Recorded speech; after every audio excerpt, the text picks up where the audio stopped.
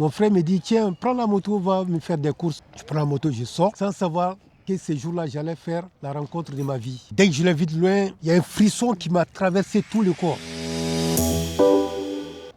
J'ai rencontré mon épouse en 1993 dans une ville qui s'appelle Fana. J'étais parti en vacances et un jour, mon frère me dit, tiens, prends la moto, va me faire des courses, sans savoir que ce jour-là, j'allais faire la rencontre de ma vie. Une rencontre qui allait presque conditionner ma vie, quoi.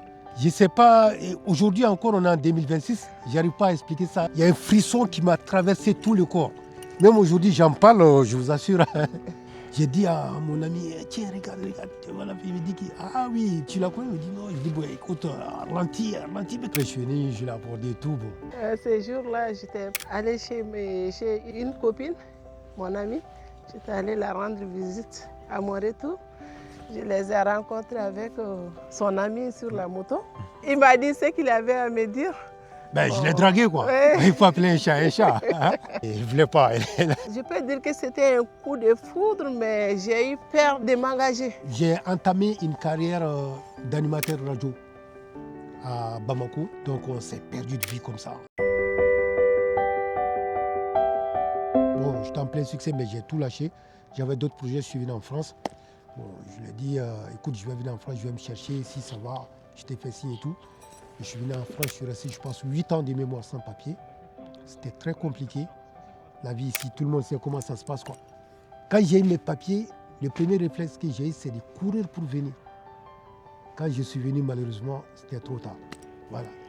À force d'attendre, il n'avait pas de nouvelles. Il a fait sa vie. Donc moi aussi, je suis venu en France.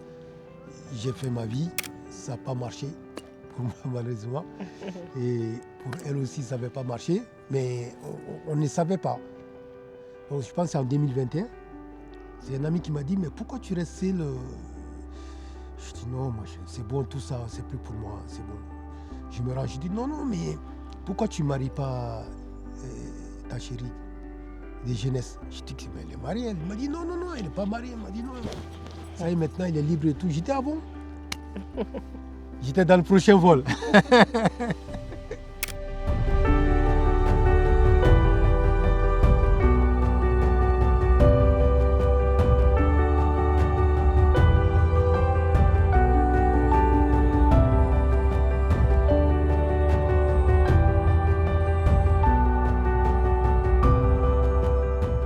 Comme ça qu'on s'est retrouvés, on a fini par se marier. Le jour qu'il m'a appelé, Oui. Ça a été la plus grande surprise de ma vie. Je ne m'attendais pas à ça, quoi.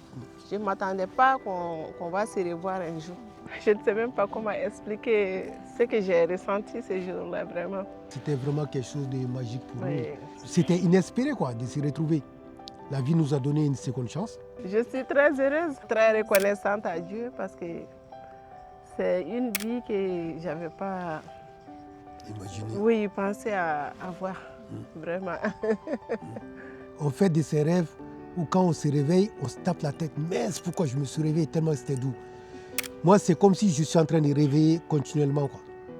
Toute ma vie est devenue comme un rêve. Moi, personnellement, j'aurais tout donné pour vivre ça, quoi. Maintenant, de temps en temps, quand on est à la maison, je la regarde. Elle me dit, il y a un problème. Je dis, c'est vraiment toi?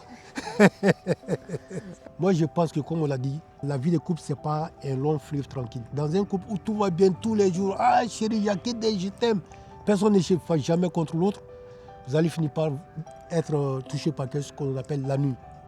Et la nuit, c'est jamais bon. C'est toujours la même chose, quoi. De temps en temps, quand vous prenez la tête, la réconciliation qui va arriver apporte encore un petit piment au couple, quoi. Ça ne veut pas dire qu'il faut faire exprès de provoquer madame.